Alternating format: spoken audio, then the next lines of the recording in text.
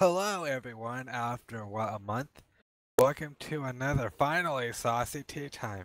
Today we only have Moo, Bunny, and Foof because Nalera's not here right now.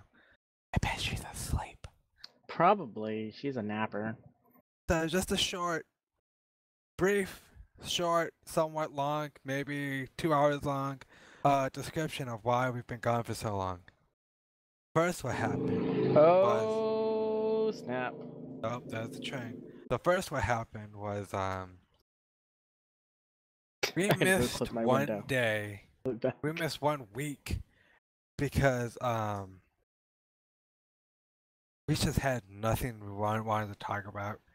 And by the time we actually got everyone onto the Mumble to start the podcast, well, it was so late at night that we didn't want to spend another hour or two doing a podcast when we were feeling really tired.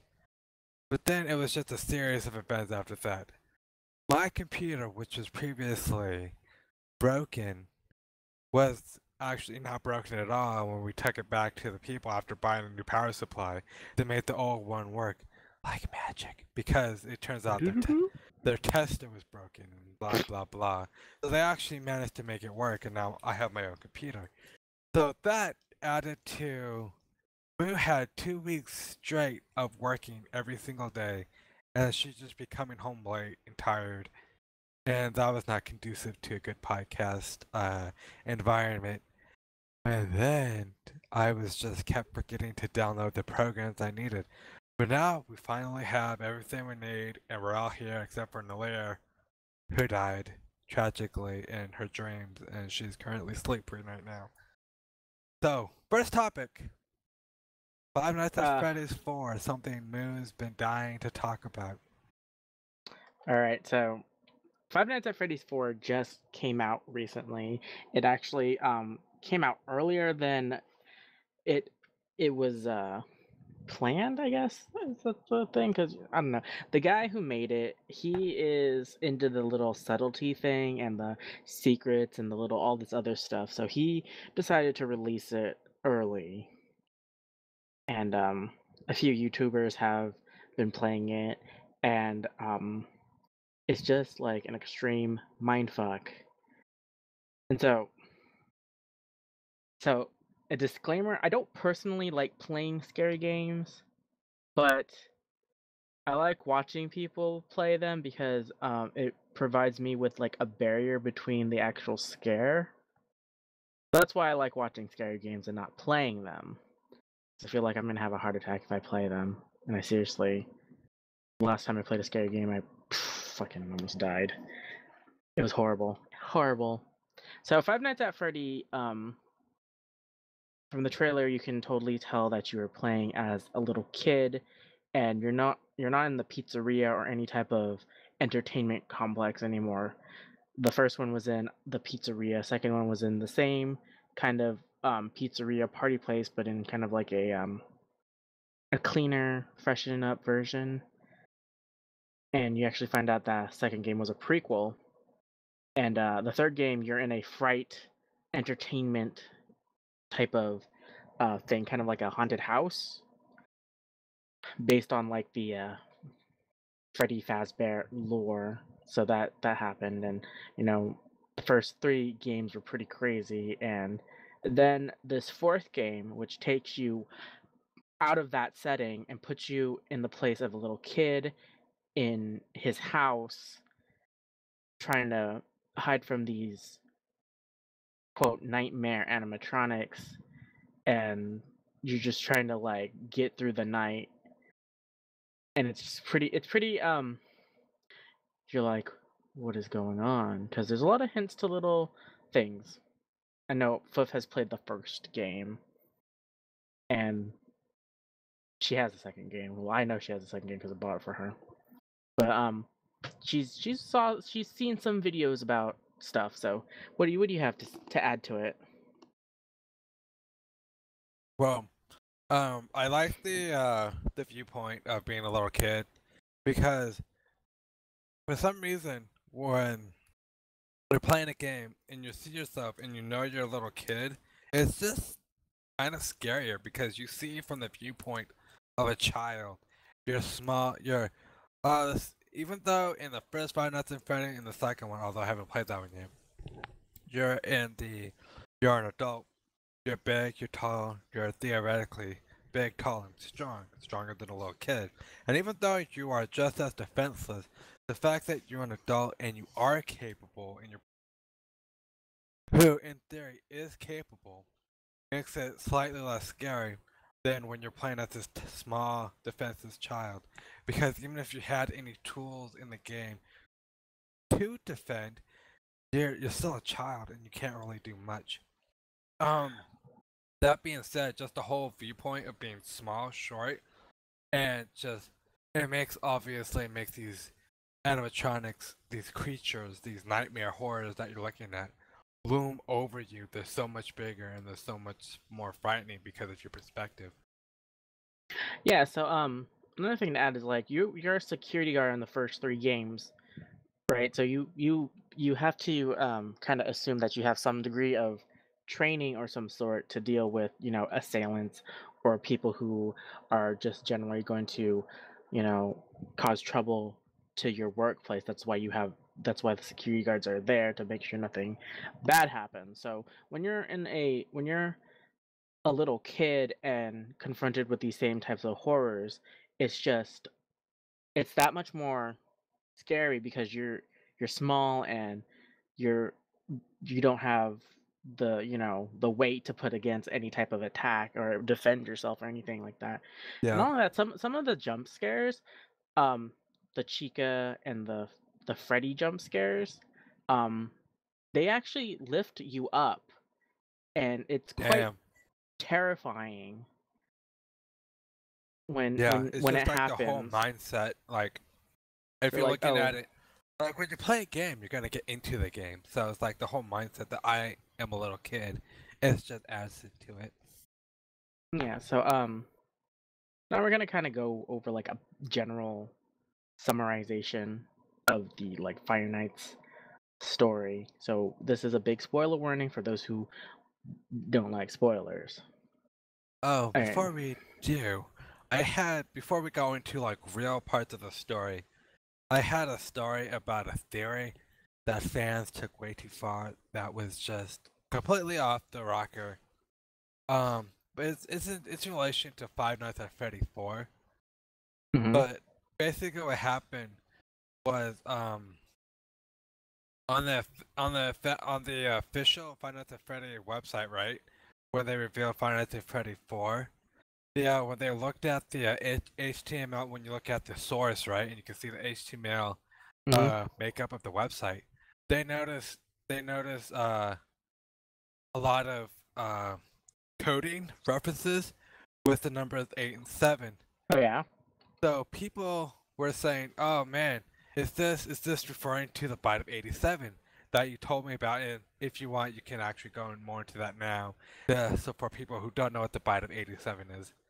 All right. So in the first game, the phone guy tells you about kind of like a brief history of the Freddy Fazbear Pizzeria, and he references the Bite of 87 as kind of like a defining moment of that chain's lifetime that kind of signified the downfall trend of the popularity of this place as a place to go to for children and stuff. So what we can what we can discern from what he's talking about is that a child um a child's head was bitten, and it caused damage to their frontal lobe, and it was a major incident because, I mean, before that, the animatronics weren't known to attack people or um be kind of dangerous in that aspect.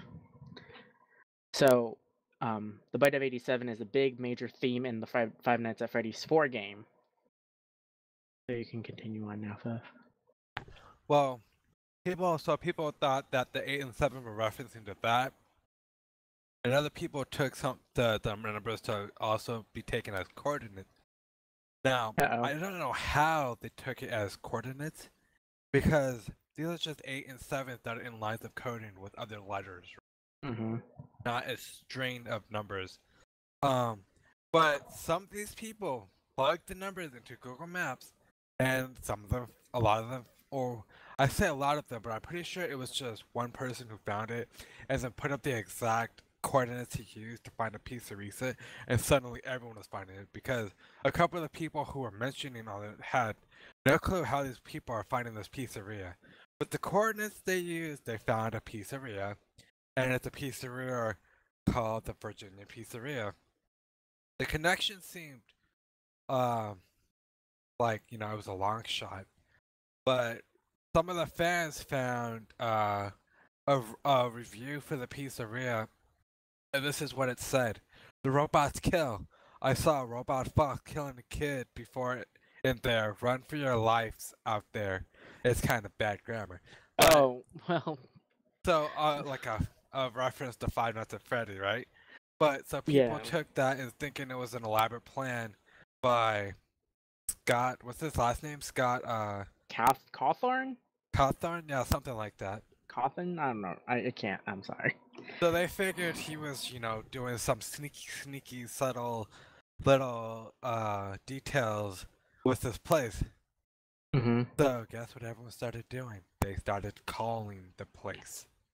Yeah. So I don't. I remember being on Tumblr, and there's a lot of posts about how fake reviews at for actual establishments are very damaging to the establishment. So there's a show that referenced.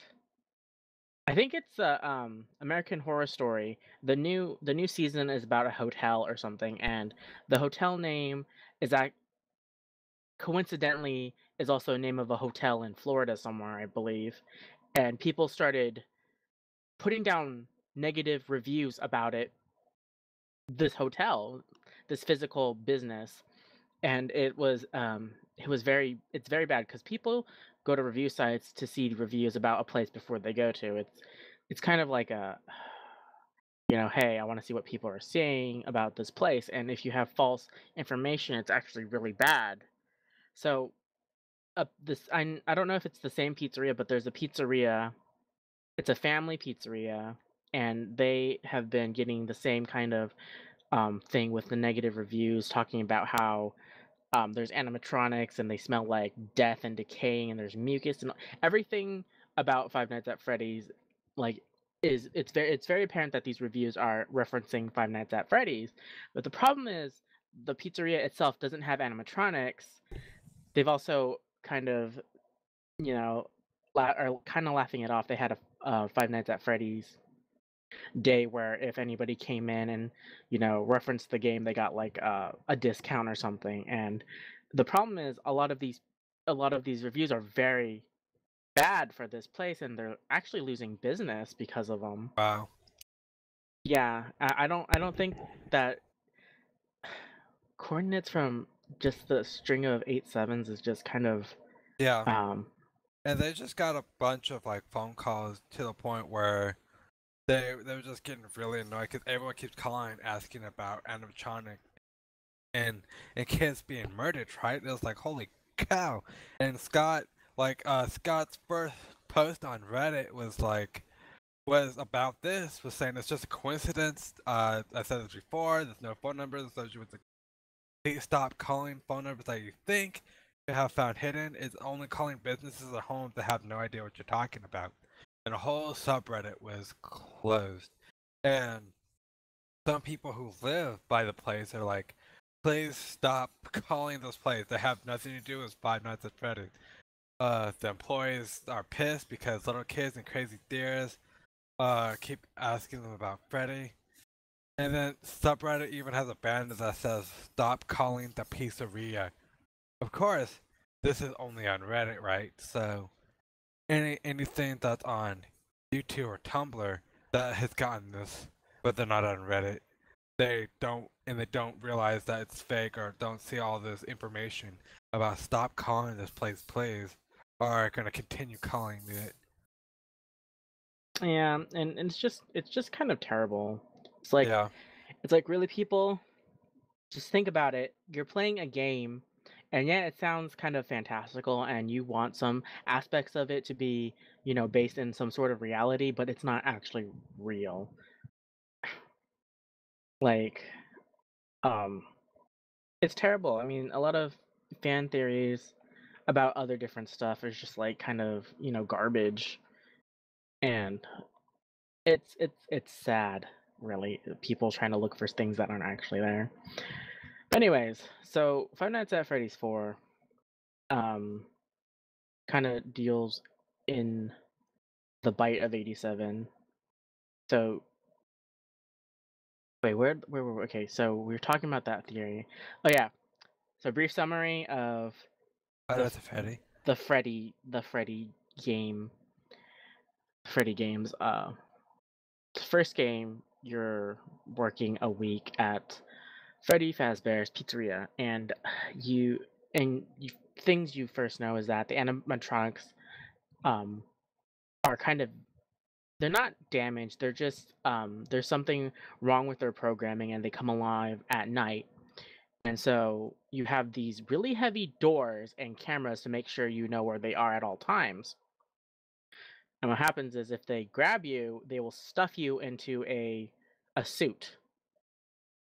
And there's some articles on the walls that you can see at each night talking about murders that the pizzeria in association with these five missing children that or the murdered children. So after surviving all 5 nights, plus the sixth night and the seventh, I think there's like a seventh night. Um, you get a paycheck for like $120, and you're like, what the fuck is this shit? It's like this job. I would like, if I had that job, I would fucking get the fuck out of there. I wouldn't even work there at all. Mm-mm.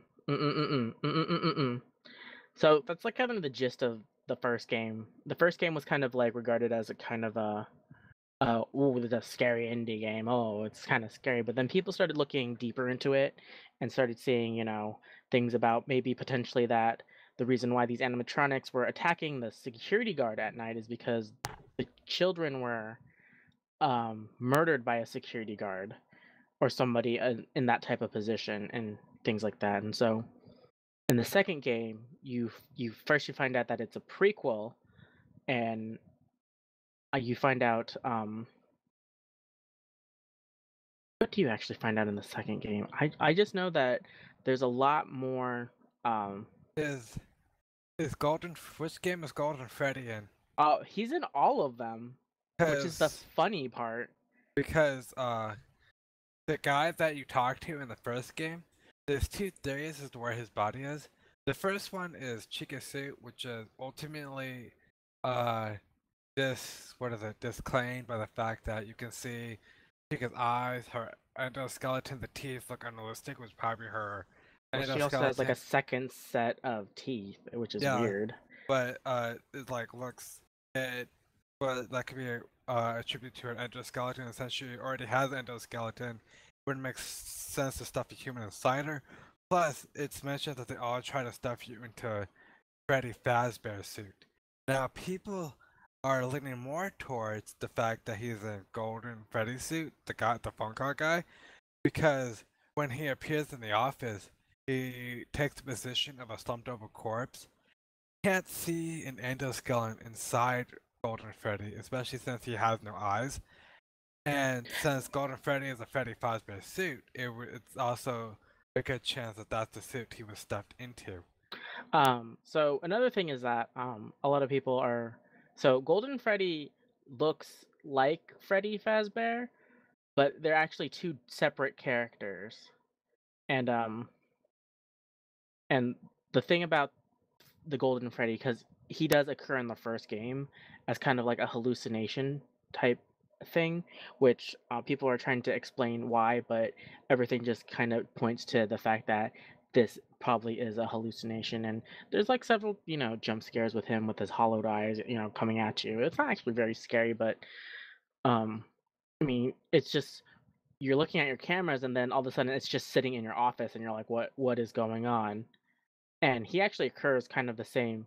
It happens in the second game and then the third game. Like he is, quote, made possibly a hallucination brought on by, being alone and being attacked by all these animatronics. So one thing about the Golden Freddy suit is that it's supposed to be a part of a set of two suits that could be kind of modified to actually have somebody inside. And that kind of goes on to the third game, which we find out that um, the Golden Bonnie suit, or the Springtrap suit, um, the reason why they're called Springtraps, or why that one is specifically called Springtrap, is that if you don't hook this spring properly, while you're wearing the suit, it can actually murder you. It like goes into your jugular or something, and you're bleeding out, and you die in it. And you actually find out that the dude who murdered the children in a back room is probably the dude who's still in the Springtrap suit. And in the third game, you actually see a Springtrap, and then you can actually see a corpse inside, which is kind of pretty freaky. Yeah. Yeah, so in the second game, you're introduced to not just only like the new set of animatronics, which are called toy animatronics. You're also introduced to kind of the withered version of these animatronics. So you have Bonnie without the face. You have kind of a gross Chica. You kind of in a gross fat Freddy, and a very gross kind of looking Foxy. And another like there's other kind of characters, not quite animatronics in that they have no endoskeleton or anything. So there is Balloon Boy, who doesn't do anything. He kind of freaks you out because he's kind of like a little child, and he laughs and he has a balloon. And what happens is he can come through the vents and just stand in your office. And usually when he does that, you're probably going to get a jump scare right afterwards. Um, there's also the marionette, which during your search through the cameras, you have to wind up his box. If you don't, he'll start coming at you and jump scare you. And from the cameras, when you see him standing up, he's kind of floating. He's very slim, and it's kind of like ghostly. And there's a lot of little mini games after you die with him. You follow him, and then things like you start controlling one of the animatronics, and you leave the stage, you go to a room, and it's like, follow me, and then next thing you know, you're getting dismantled by the purple guy, who is the murderer. So uh, so after you finished like the second game, you're left with more questions than answers. You're like, what is going on, whatever. And then the third game comes out, and it just kind of like, it's kind of 20-30 years after the Fazbear chain, and it's just Freddy Fright Night's Entertainment, or something to that degree. And the only person that actually attacks you is the Springtrap. Everything else is a hallucination, and there's game mechanics where you have to reset the cameras, reset um, audio, and reset the ventilation system, which kind of hints that there is something in the air that is detrimental to your health. That probably it brings the onset of these hallucinations and whatnot. And so the main focus is the Springtrap, which is what we learn that he's the murderer of the 5 kids. And once you do all the little hidden mini games, you actually free the souls of the kids. And you're like, oh, well, that's settled, right? And everybody's like, oh, that must be the end of all the Five Nights at Freddy games. And then Scott comes out with the 4th game, and you're like, whoa. And so, okay, so people are like, what is this game going to be about? And his little teasers are like, okay, well, there's these new set of animatronics, they're called nightmare animatronics, and he has these pictures of them very like exaggerated and scary with sharp teeth, all these things. People are making theories up on how they could potentially be human operated and whatnot, and then you finally releases the game. Isn't it a prequel? It's so in the timeline, it probably is a prequel because it deals with the bite of 87. So at the end of the game, you can probably logically guess that the child you are playing as, controlling, is the victim of the bite of 87. And actually, at the end of the fifth night, you actually see that you are the victim of 87. And there's a lot of hints that the game you're actually playing is kind of like a dream-like state that this child is experiencing, because sometimes there's flashes of when you look at his bed, there's flashes of pill bottles, flowers, IV bags hanging off to the side of his bed, and there's and This is already after it happened. yeah, so you're just kind of reliving his experiences between the games, and during the games you're experiencing what his brain is trying to make sense of what happened. So the game opens up and there's a pile of the Five Nights at Freddy's characters in the corner of his room, and he's like, "These are my friends." There's a Freddy bear on his bed that keeps an eye on him. So whenever you move, you just see it, and you actually figure out that he's been having a really troubled childhood. His older sibling is very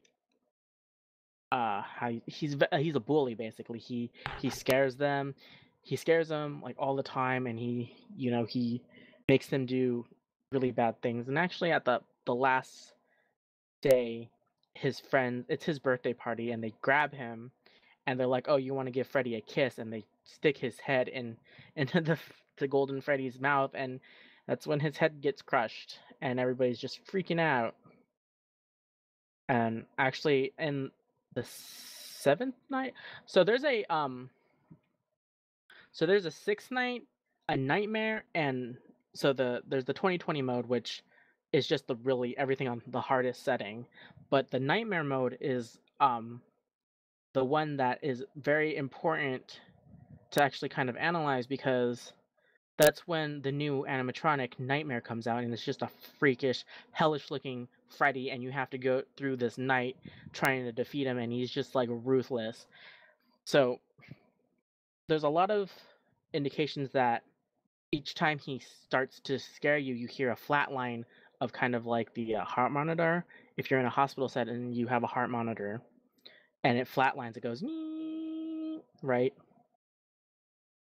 And it's like, is after this night, is this when the boy dies? Is this when he, you know, is taken off his life support, or is this when he like literally his body just gives up or something? Because everything indicates that after this point, this kid is gonna die. But and this Nightmare Freddy kind of represents that. It's just so fucking crazy. Oh my god. What do you think about it, Fev? It's just like oh. I've been thinking about this so much. I've having dreams about playing the game, and I don't like playing scary games. And in my dream, I'm just like, fuck this shit. I'm just gonna sit here. I literally just said that, and nothing happened, and I was so glad. It turns out, it seems that this game right from the get-go is a lot harder than the other previous games. Because in the previous games, the first night was always easier, because that's what you learn how to do. But not in this game. This one is just you just die because you don't know what you're apparently you don't know what you're supposed to be doing. There's not yeah. From what it seems as the first night you just keep dying because you gotta figure out what you're supposed to do, rather than it being telling you how to play. Yeah. So the game is pretty much kind of like a mirror of, well, not a mirror. It's kind of like similar to the first game, where Bonnie is gonna attack from the left side, and Chica's always gonna come from the right, and Foxy is in the closet in front of you, and behind you is the bed, and you have to kind of like click on it several times to check if there's any of the Freddys. So uh, one of the things about this game is that it doesn't it doesn't hold your hand at first, because in specifically Five Nights at Freddy's 3, you don't get attacked at all the first night, because at that point they haven't found the spring trap. So that first night you're just learning the mechanics of the cameras and the vents and the audio and all this stuff. But this fourth game, it's like, oh, you have to pay attention. You have to listen. And um so if you go to the side of at the door, and if you can hear something, you close the door, because as soon as you flash your flashlight, you're dead. That's when the scare happens. You can actually, if you stand with the door open in the darkness, Bonnie and Chica, they won't attack you until you flash your flashlight. But if you hear them, you have to close the door. That's how they go away. Um, that's if they're standing like right there in front of you and you can hear it. It's kind of how you say Very scary. it's terrifying, right? Because this is definitely a new thing in in this game. Yeah, no Yeah. turning on the lights, see if you see him, and then close the door. Yeah, so if you think he's there and you can't hear them immediately in front of your face, you flash the flashlight and you can see them moving back from the wall and stuff like that. Excuse me. So, Oh man, it's oh my god, I'm having a heart attack right now just thinking about it. one thing that's interesting is the fact that, they put him in Freddy's mouth. Up till now, everyone thought it was Foxy who did the big bite of 87. Because that was why he's out of order to prevent further danger, and his jaw is always lopsided, so people thought that maybe his jaw was in a state of disrepair because they had to pry it open. Yeah. Um Another thing is that at the end of Five Nights at Freddy's 2, you get, or at the end of night 7, I believe, you actually get fired for tampering with the animatronics. And some people have theorized that the reason why the guy had tampered with them in the first place is because he knew that they were dangerous and he was trying to make them safer, or something the opposite. And it's just like, well, all these series of events have culminated into this giant, ball of Freddy. Yeah. So this fourth game actually isn't over.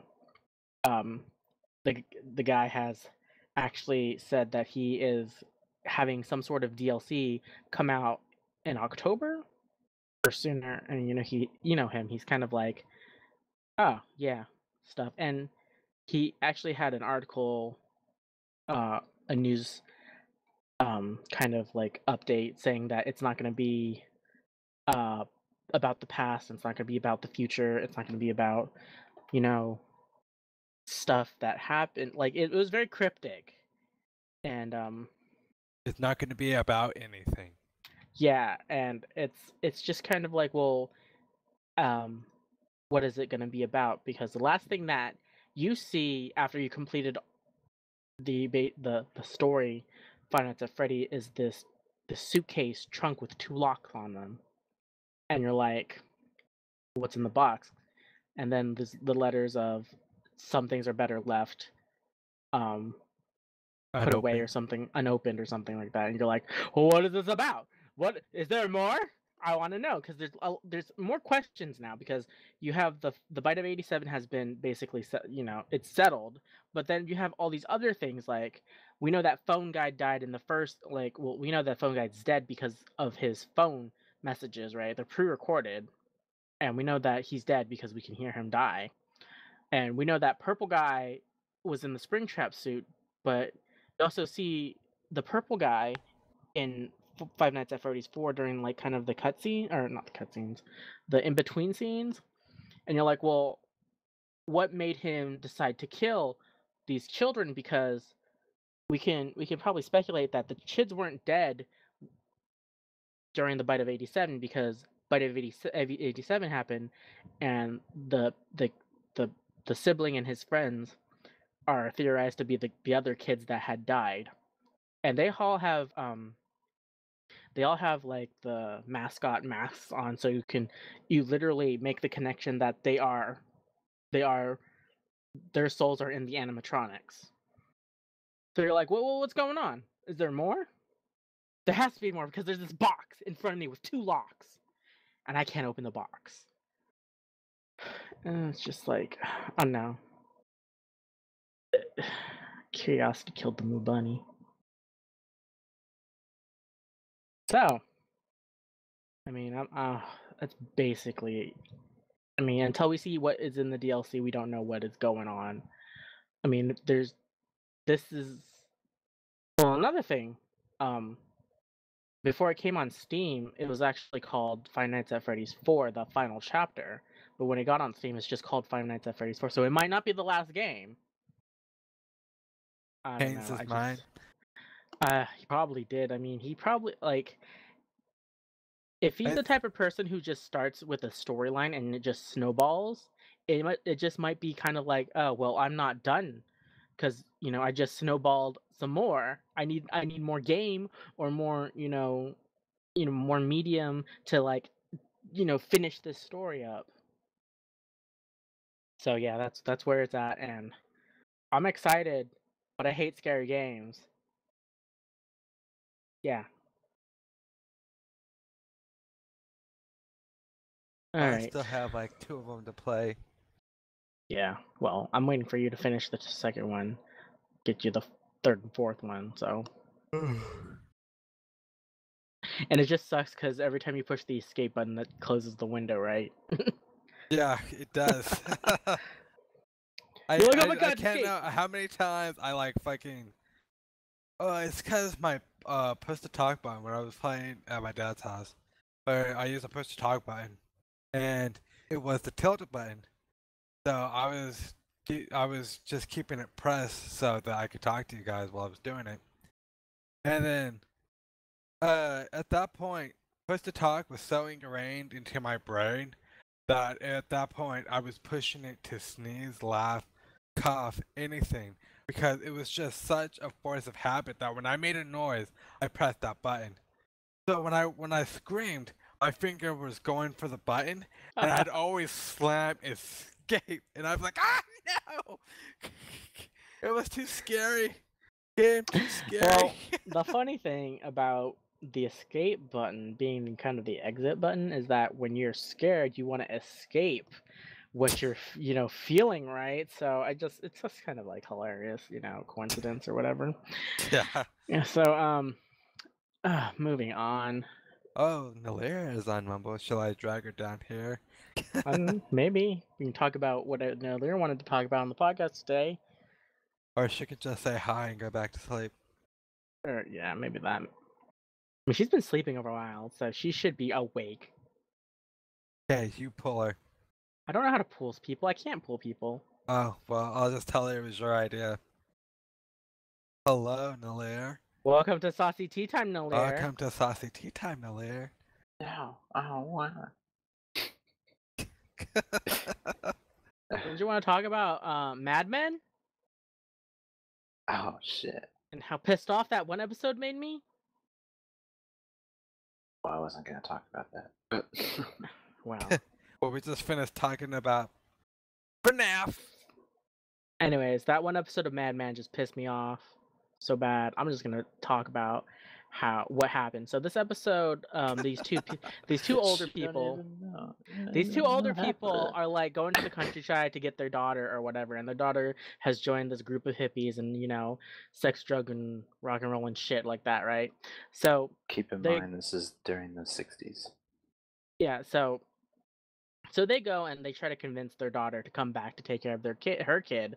She has a kid, and this kid is having issues and stuff, and they're just like, this kid needs their mom. And she's like, well, I don't want to go back and take care of him because I have daddy issues. And it's just like, I'm sitting there, it's like, This is no, nobody care. No, when you have a kid, it's not about you. It's about the kid. So fucking swallow your fucking pride and go fucking take care of your goddamn kid. Anyways, that's it. And now that I have absolutely no idea what the Madness show is about, Hilaire, do you want to go over it? Or you just wake up too tired? No, it's so the show is what, 7 seasons? It's about like 13 episodes a season, and they're all like an hour long, so it's pretty long. And the show begins in like the early 1960s America and ends in like 1970. So, the protagonist is this businessman who's pretty wealthy. He's married, he has kids, and it's like the all-American dream, right? He has a daughter, has a son, has Life sounds pretty they're all freaking white. perfect. They both play right. baseball. Yeah, I mean, this is American, white American as you can get. They even get a dog. So, yeah. But he's in charge, or was not in charge, but he's like high up in an advertisement agency. And so he's good friends with the CEOs and stuff. And so he's, yeah, very high up there. But the first episode starts with a intern lady, a The young redhead? lady. No, she's been there a while. And it's her first day of work there as being a secretary for one of the other guys. And she is not like it's how do I put this? She doesn't really belong in this kind of place. Like, she's really nice and respectful, and almost everyone else there So isn't. she's not cutthroat bitch? She's not a cutthroat bitch. Or a sleazy douchebag asshole man. So she's like really kind of like surprised by like how things are run and stuff. It's like Oh, really really? struggling to get any work done and stuff. And there's like gossip going on with the ladies, and she's just like, what the fuck is happening? Anyway, as the show progresses, she gets more and more like she becomes much more, I don't know. Well, she gets a higher position in her job, and she starts, making ads herself, and that's part of like the creative department of the company to like make ads and make slogans and like get the message of what an ad is, because that's what the main character is really good at, and that's what the company kind of relies on him for. But it's just a really interesting show. Like, all the characters are so great, even though they're all assholes at some point. Even the young intern lady starts becoming a bitch sometimes. But yeah, It just sounds like a bunch it. of drama. It is a bunch of drama, but That's it's drama with like Style? actual purpose in it, because like homophobia and like racism are like fucking no-nos and stuff. Well, not homophobia, but like homosexual tendencies were a no-no in the 60s, and racism was certainly a lie. But it's set in New York, so like it's not like the kind of 60s racism that you hear about like in the South and stuff, like in Alabama. It's much more like laid back, which is kind of interesting, because they could have made it really over the top. And yeah, because some of these characters that you like are racist, and some of them aren't, and some of them are just, it's, I don't know. But as the show goes on, it's like, what, 10 years, and so like the main character's family, his kids start growing up, and his daughter is like one of the best characters, because she starts out like really young, and then starts becoming a teenager and stuff, and it's, yeah. And the main character's wife's a total bitch. Well, his first wife. So, I mean, spoilers. Spoilers, I hate her. And my favorite guy was a gay guy, but then he got fired, and I was sad. But yeah, it's That's there's the also like only historical. identifying traits. Well, no, but it's like He was a queer. But it's really subtle about showing that, but until it finally gets blown in his face. But there's like historical moments that happen, like JFK's assassination, and how that affected people, and how like just like even like especially like fashion trends are huge because it's an ad agency, so they have to be looking at like what does women want, what do men want, What's you know. new? What's Yeah, going up? and this What's happens a going lot thin? in the show. It's like we need to, who do we market this to? How do we make this stupid product the best thing in the world? Like we need our clients. Like our clients are expecting us to make this product sell, and that's what the main character, Don Draper, is his name. He's the best at doing this. Also, everyone drinks a lot, like a lot. Well, I mean, There's alcohol in every that episode, sounds and about right. sex, and yeah, secret romances and stuff like that. And it's yeah. And that is all 7 seasons of Mad Men. Yeah, No. drama And and under style. 7 minutes. Yeah, it's very okay. Well, the next thing, well, seeing as we spoke a lot longer about Final Fantasy than I thought Final we would. Fantasies at Freddy's. Final Fantasy that's Freddy's. I think we can save our next topic for next week, and we should just go to our final thing, which is Oh. getting to know the Moo Bunny. Mm. So I have So- 100 questions here, but I'll probably only use like way less than half of them because some of them are just really bad. But next week we're gonna get to know the lair, and then maybe we'll get to know me. Maybe someday. I don't care. Well, we should definitely get to know everybody. I mean, if this is gonna be a thing, you can't just do one and Yeah. another person and not We're leave gonna out the need last person. we're gonna need very specific questions that I'm gonna have aren't to about certain things. I'm gonna have to spill my guts. No. So yes. No.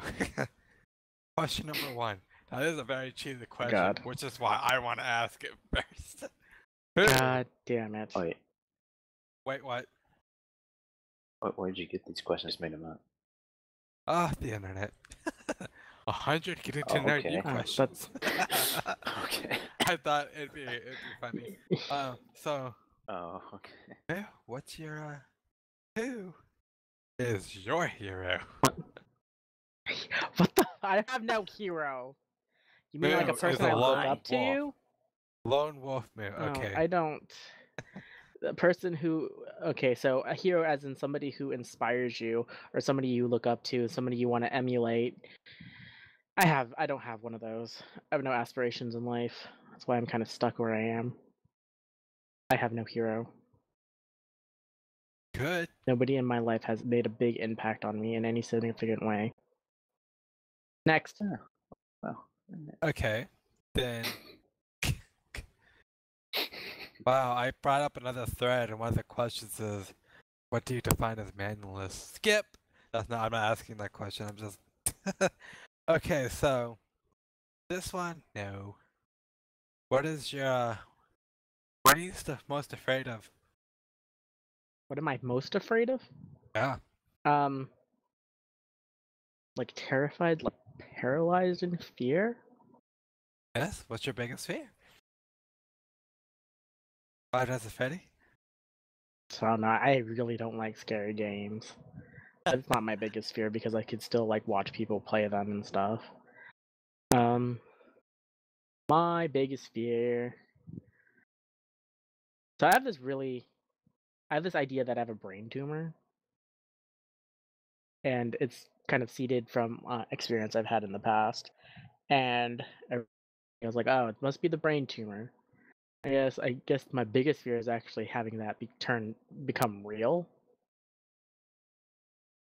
And having a brain tumor is a big major deal because you have to do surgery, or if it's like cancerous, you have to go do chemo, or all these other things. And it's just like, it just sounds like expensive, and stupid. I guess what I'm really saying is that my biggest fear is having to pay for something that I don't want to. Okay. Yeah, So, I hate spending money on stupid things or stupid situations. Yeah, RNG bullshit. here's an easy one for you. If you could be one animal, I wonder. what animal would you be? I'll be a bunny. Jeez, that was so hard. So, did you have any? No, I know I'm just making some up because these are lame. Did you have any hardships growing up? Anything at all? Bullying? Anything? Bullying was like it was there, but so I'm like the youngest out of four siblings, and I never really got badly bullied. I mean, there's this one time I got in a fight with like 10 little boys, but whatever. Um, and like I'm a like so at that point I was like in the second grade, and these 10 of these like first grader boys decided to attack me for some reason or something. And yeah, that happened, and whatever. It's not like I encountered them before. Like they never, poked fun at me or anything. But it happened, whatever. Some of my friends came to like help, and it just nothing else came out of it afterwards. I mean, they didn't get in trouble or anything, and the people who are the adults who are supervising the kids, they like would look over and be like, "Oh, they're just playing around." Whatever. And I was like, "Oh my god, it was just kind of stupid."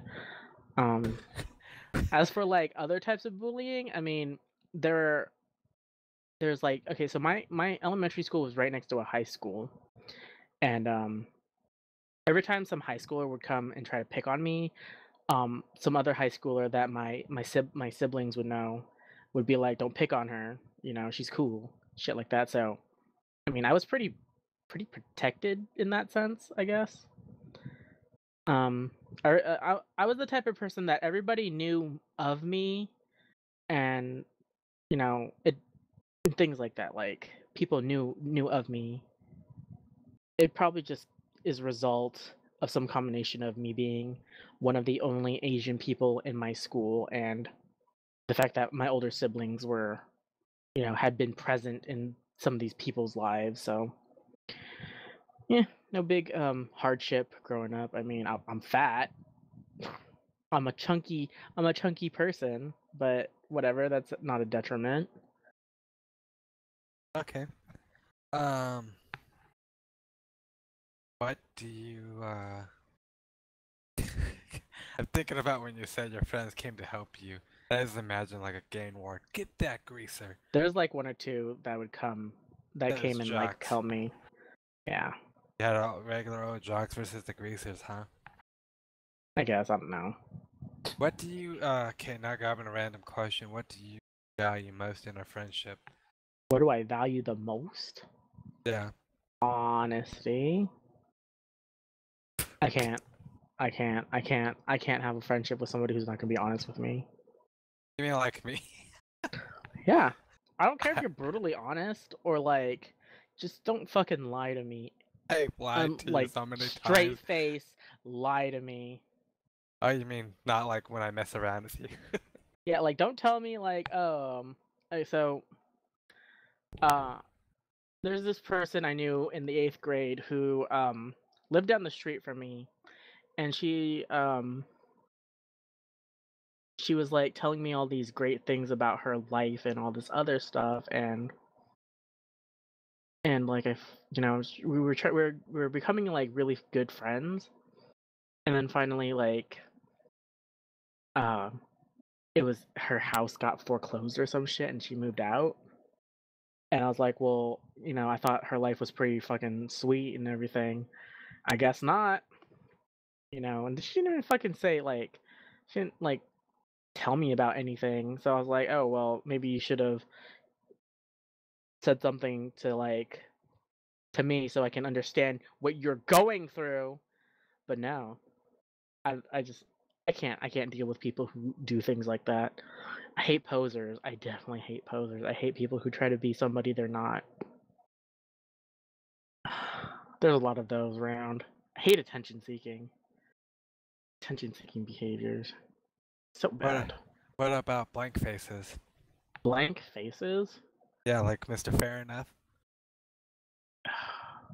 You have to have some degree of personality for me to like you. I mean, No. you gotta be What if, interesting. All he does is a complete asshole. He doesn't even do that correctly. Sometimes he does. I mean, the only time I ever had any type of inkling of emotion is when I got mad at him. That one time when he interrupted me. Oh, and started crying.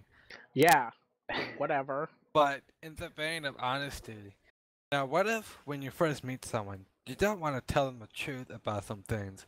Like, certain things that I told you guys that I hid for a while because I didn't want you to think differently. What if they lied to you at first, but when they get to know you and they feel comfortable, then they tell you the truth? Is that a different situation? Because yeah, that's their privacy. It's a much different situation. Like, you can't, like, I'm kind of saying a person who is so involved in their lying that they believe that they are actually the lie they are saying. But like, if you are just kind of shielding yourself from being judged harshly in the first place, it's totally fine. Like, whatever. I mean, friendship is something that grows over time.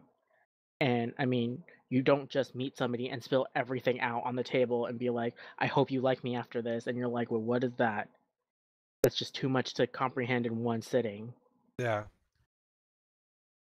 That's a different type of story, but I'm just talking about those people who just are so involved in themselves. Yeah. Kind of, I've heard a statement one time in high school when they were telling us to interview people for businesses. And it kind of is hard to interview people you already know well because you can't really think of questions that you. Cause you have That's to why think you of things Googled it, that didn't you? assume people don't already know. What about Nalea? You thought of any questions for our Moo Bunny? Oh, not really. Google it like Fluff did. Well, I'm What's using your like name? 4 different tabs, and they're all What's your really favorite color? I like. She likes rainbow. That's not actually a color. But yes, I do like rainbow. Like a mishmash of all different types of colors. Now, I know you studied geology, but say you went back to college or you just starting college, right? If you choose a different degree, I mean, what is your dream career, I guess is the question. When they asked you this in like grade school, I said I want to be Bill Gates. That's what I said. Right, right. So if I went back to college, I would probably do something in the maybe like computers or something like interesting enough I to. mean, we use computers every day too, right? Yeah, yeah, and I mean, computers are interesting, and I kind of wish I did like more computer stuff when I was in college, because I mean, I probably would have changed to a computer degree of some sort if I knew that it was this sweet and interesting and something that has like real purpose in like adult life.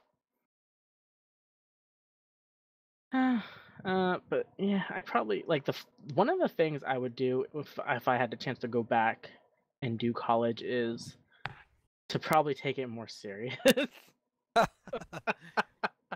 Like, I was very so everybody talks about how in high school as a senior you get this thing called senioritis, where you just stop and don't want to do anything until you graduate or whatever. Yeah. I had senioritis until the day I graduated college. I just didn't want to do anything. I just kind of went day after day doing, classes. I don't even know how I got a work study job, but I got one, and I worked, and I just kept doing things that, kind of like the bare minimum of what people would expect you to do. I mean, and then I took some classes that were kind of interesting, and I did put more effort into it, but I didn't take it seriously enough, and I didn't. And one of the problems is I never developed good, skills like time management and studying stuff like that, because those things aren't like easy to do. You have to like know how to do them. Yeah. I'd probably definitely change my major again. I mean, whatever. Something worth my brain power. Next question. So this is less of a question and more of something to know about Moo Bunny. Is well, she was born in a restaurant, basically. Uh, well, I don't know. I'm telling them this. You should tell them all about your how your family owns and everything. Oh, well, restaurants have been in my family for a long time. I mean, when they first uh I wasn't actually born in a restaurant. I was born in a hospital like every other baby. All right. But the restaurant my parents own right now is been in my family for like 30 years. Um and I was born 3 years after it opened. And so it's literally been in my life since I was born. And yeah, I mean, I work there now. My parents still work there. My uncle works there. It's just a little place in the town I live in. It's Are pretty you sweet. part of a union? Get fair wages? There there is no union for a family-owned business of less than 10 employees. Fair wages. I get room and board and my laundry's done for me. So, I don't know, that sounds like a sweet deal. What? No food? I get fed. I also get supplemental income from my sister. Ah, yes, for your video game addiction. Yes. Have you Yes, gotten an video. intervention for that? Fuck no. So, I can think of other addictions I need intervention for, and it's not video games. do you this might sound like a weird question, but it's not weird for me to ask. Like your family. Like my family? Yeah, do you get along with your family? Do you feel safe? Do you feel comfortable in your house? Do you never feel like stressed or afraid? The only time I don't feel safe in my home is when I'm alone at home. Um, Do you lock the but I mean, doors? I mean, my parents get along quite well. Um, Sometimes I just get pissed off when my mom doesn't know how to work a computer. Like that one time, the browser got fucked up or something, and she couldn't. When she pushed a letter in the little bar, it didn't pop up with the URL that she wanted, and she came to me and she's like, "It doesn't work." So yeah, they're kind of not very technically savvy or anything, but I do get along with them. They kind of listen to me sometimes. I get along with so I have two sisters and a brother. My oldest sister is 8 years older than me, and she has two kids of her own, and she lives an hour away. And my brother is 6 years older than me, and he's never in the house because he's off doing his thing, fighting fires and shit. But the my other older sister, who's 3 years older than me, like we're the closest together because she actually got held back in school a year, so she was actually 2 years difference. So in school, like I would see her, and specifically in high school, her friends were basically my friends, and my friends were her friends, and all that other stuff, right? And we kind of like people actually at one point thought we were twins, which is funny because I'm chunky, I'm a big girl, and she's skinny thing, right? It's hilarious. But yeah, she me and her we get along to some degree. We're very different people, kind of. I mean, we're similar in some ways, but different. At one point, I would get really mad at her because her she would put her rating before anything. You know, like helping out the parents do something or all this other stuff. But whatever. Can't change who she is. Now it's your turn to do that. Yeah, well, I'm the dependable one. That is my position in this family. I am the big, solid foundation that everybody rests themselves on. I don't like it.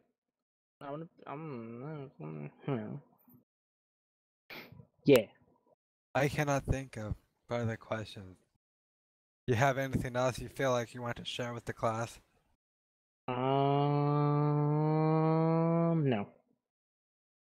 Like, favorite, and subscribe! Okay, I guess that's gonna wrap up the episode.